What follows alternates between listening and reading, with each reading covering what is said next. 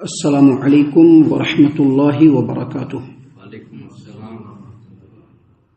اعوذ باللہ السمیع العلیم من الشیطان الرجیم من حمزہ ونفخہ ونفثہ۔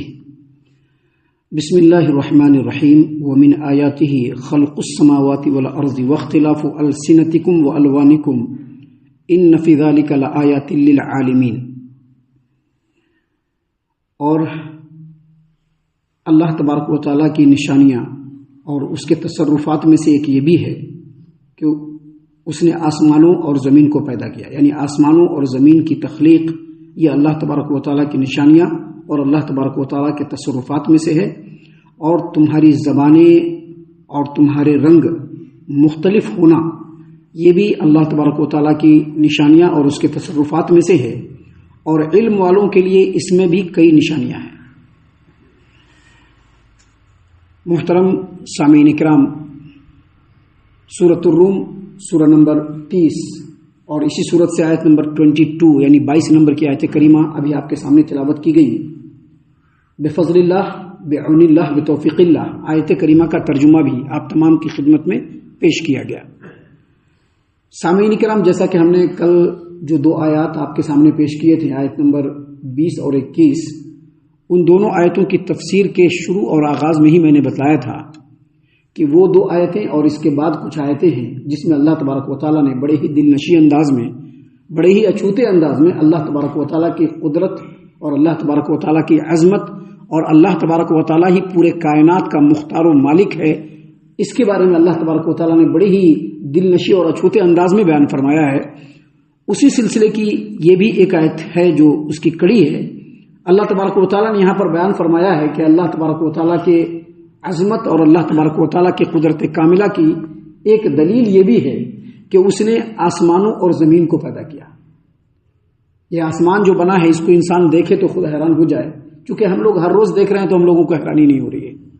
ہم لوگ ہر روز دیکھ رہے ہیں، ہم لوگوں کے سامنے ہے، یہ بالکل ٹروتھ ہے ہمارے سامنے، اسی لیے ہم لوگوں کو حیرانی نہیں ہو رہی، وگرنہ یہ جو آسمان ہے اس کی جو وسعت ہے، یہ جو وسیع و عریض ہے، بغیر پائے کے اللہ تبارک و تعالیٰ نے اتنا بڑا جو چھت بنایا ہے، اور پھر اس کے اندر جو اللہ تبارک و تعالیٰ نے کواکب، نجوم، ستارے، سیارے اور اس کی جو روشنی بنائی ہے، اور اس سے پورے آسمان کو جو اللہ تبارک و تعالیٰ نے سجایا ہے، یہ دیکھنے والوں کے لیے اس کے اندر بڑی نشانیاں ہیں۔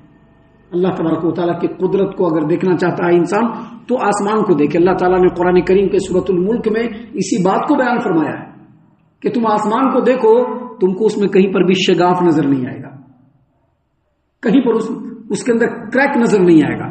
یہ اللہ تبارک و تعالیٰ کی قدرت کی دلیل ہے۔ ایک بار پھر دیکھو، تم کو نظر نہیں آئے گا۔ اللہ تبارک و تعالیٰ نے اس آسمان کو ستاروں سے، کواکب سے، سورج سے، چاند سے، سب سے اللہ تبارک و تعالیٰ نے اس کو سجا دیا ہے، جس کی وجہ سے دن ہو یا رات ہو یہ پورا آسمان جگمگ کرتا رہتا ہے۔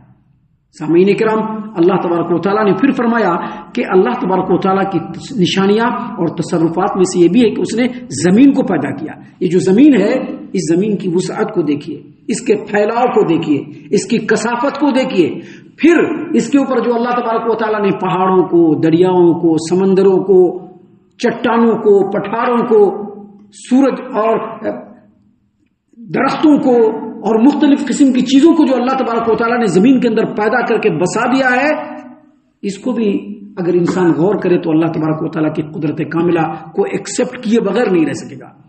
یہ زمین ایسے استھر نہیں تھی، اللہ تبارک و تعالیٰ نے اس کے اوپر پہاڑ کو میخ کی طرح سے گاڑ دیا تاکہ زمین بالکل استھر ہو جائے اور زمین پر بسنے والوں کے لیے آسانی ہو جائے۔ تو اللہ تبارک و تعالیٰ نے یہاں پر بیان فرمایا کہ وَمِنْ آیَاتِهِ خَلْقُ السَّمَاوَاتِ وَالْأَرْضِ، اللہ تبارک و تعالیٰ کی نشانیاں اور تصرفات میں سے آسمانوں اور زمین کو پیدا کرنا بھی ہے، جس پر انسان کو غور کرنا چاہیے۔ اور پھر آگے اللہ تبارک و تعالیٰ نے بیان فرمایا وَاخْتِلَافُ أَلْسِنَتِكُمْ وَأَلْوَانِكُمْ، اور تمہاری زبانوں کو اور تمہارے رنگ روپ کو اللہ تبارک و تعالیٰ نے الگ الگ بنایا۔ ابھی دیکھیے انسان کو جو اللہ نے پیدا کیا، سب کا عنصر اور ایلیمنٹ کیا ایک ہی ہے کہ نہیں؟ ایک ہی عنصر سے، ایک ہی ایلیمنٹ سے سب کو اللہ تبارک و تعالیٰ نے مرکب کیا، سب کو اللہ تبارک و تعالیٰ نے کمبائن کیا۔ ایک انسان، ہم ہوں یا دنیا میں کوئی بھی ہو، سب کو اللہ نے مٹی سے پیدا کیا، حقیر پانی سے پیدا کیا، سب کا عنصر، سب کا ایلیمنٹ ایک ہی ہے. ابھی ہر انسان کا جو منہ ہے وہ بھی ایک ہی ہے، اس کے اندر جو زبان ہے وہ بھی ایک ہے، ہر ایک کے لب بھی ایک ہے، گلا بھی ایک ہے. لیکن جب انسان بولتا ہے تو کسی کی آواز بڑی سریلی ہوتی ہے، بڑا ترنم آمیز ہوتا ہے، انتہائی نرم ہوتا ہے، اس کی گفتگو میں نرمی اور شیفتگی ہوتی ہے. لیکن اس کے مقابلے میں دوسرا آدمی جب بولتا ہے تو اس کی آواز کے اندر سختی ہوتی ہے، کرختگی ہوتی ہے، بھاری پن ہوتا ہے. حالانکہ گلا ایک ہی ہے، اللہ تبارک و تعالیٰ نے ایک ہی طرح کا بنایا ہے. ابھی اسی طرح سے لب و لہجے میں بھی فرق ہو جاتا ہے. انسان جو بولیاں بولتا ہے اس روئے زمین پر، اللہ نے کیا فرمایا؟ واختلاف السنتکم والوانکم، اللہ تبارک و تعالیٰ نے تمہارے زبانوں کو مختلف بنایا ہے.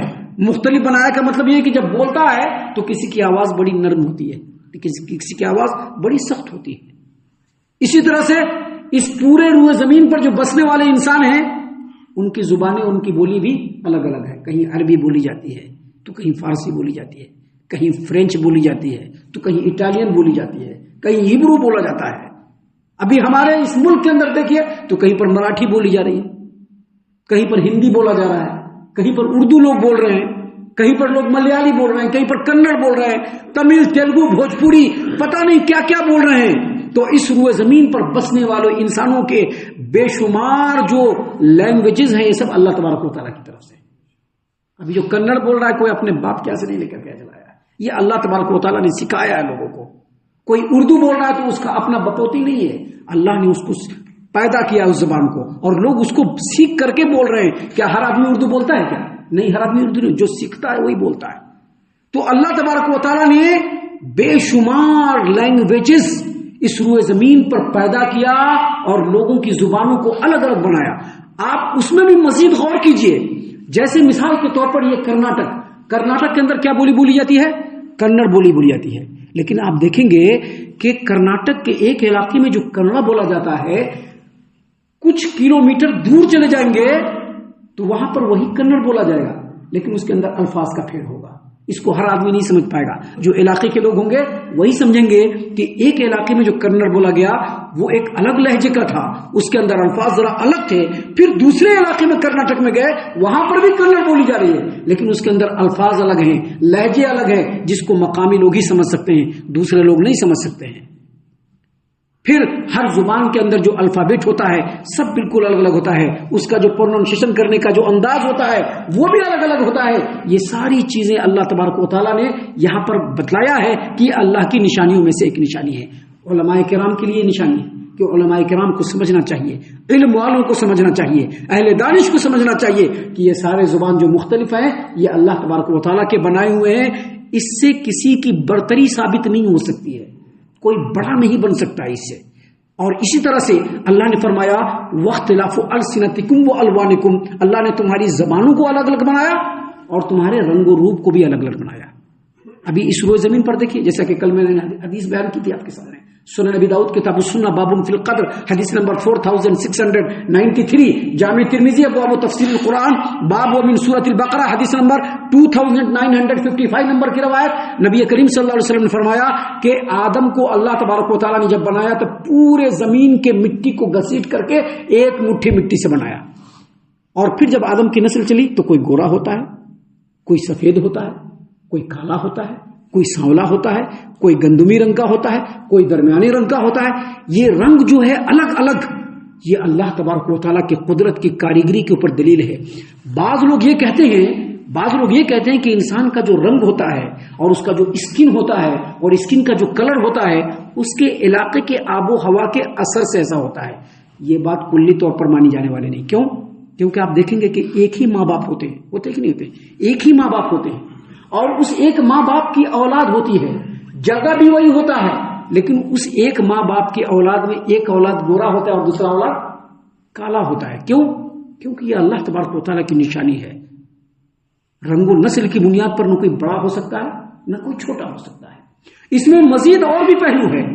ابھی یہاں پر رنگ کا جو فرق ہے صرف رنگ تک ہی محدود نہیں رہی ہے. ابھی بعض علاقے ایسے ہیں جہاں کے لوگ بڑے لمبے چوڑے ہوتے ہیں اور کچھ علاقے کے لوگ پست قد ہوتے ہیں، ناٹے ہوتے ہیں. بعض علاقے کے لوگوں کے چہرے اور اس کے ناک چپٹے ہوتے ہیں، لیکن کچھ علاقوں کے لوگوں کے ناک جو ہوتے ہیں بڑے لمبے اور کھڑے ہوئے ہوتے ہیں، لمبوترے ہوتے ہیں. ایک ہی ماں باپ کی اولاد ہوتی ہے. دونوں کی شکل میں مائنر ڈفرنٹ ہوتا ہے جس کو دوسرے لوگ نہیں سمجھ پاتے، لیکن اس کے ماں باپ اور رشتے دار سمجھ لیتے کہ یہ میرا فلاں بیٹا ہے اور یہ میرا فلاں بیٹا ہے، سمجھ لیتے ہیں۔ تو یہ اللہ تبارک و تعالیٰ کی قدرت کی کاریگری کے اوپر دلیل ہے۔ یاد رکھیے، دنیا کے اندر جو رنگ و نسل کی بنیاد پر جو عصبیتیں ہیں، اس کا شریعت کے اندر کوئی لینا دینا نہیں۔ زبان کی بنیاد پر جو عصبیتیں ہیں، اس کا شریعت کے اندر کوئی لینا دینا نہیں ہے۔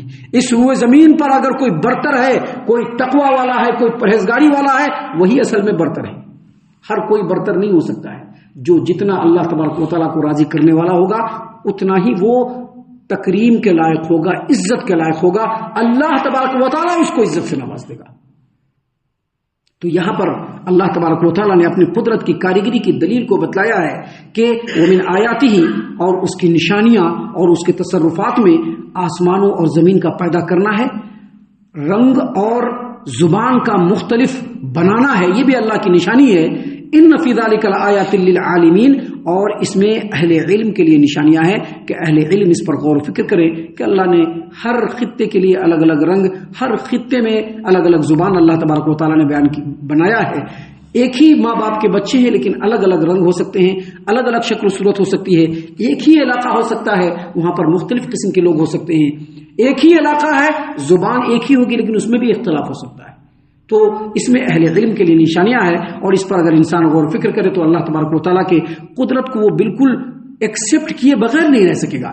ان تمام باتوں پر آپ غور کریں گے تو انسانوں کے جو رنگ الگ الگ ہیں، ان کے جو چہرے الگ الگ ہیں، ان کے شکلوں میں جو فرق ہے، اس سے ایک بات یہ بھی سمجھ میں آتا ہے کہ جتنے بھی بچے ماں کے پیٹ میں پلتے ہیں، جب سے دنیا بنی ہے تب سے لے کر کے اب تک اور قیامت تک جتنے بھی بچے ماں کے پیٹ میں پلتے ہیں، سب کو فردن انفرادی طور پر اللہ تبارک و تعالیٰ کی توجہ کا محتاج ہونا پڑتا ہے، اور ہر ایک پر اللہ تبارک و تعالیٰ فردن اللہ کی توجہ ہوتی رہتی ہے، اور ہر ایک کو اللہ تعالیٰ اس کے حساب سے بناتا رہتا ہے جیسا کہ اس کی شان کے لائق ہے۔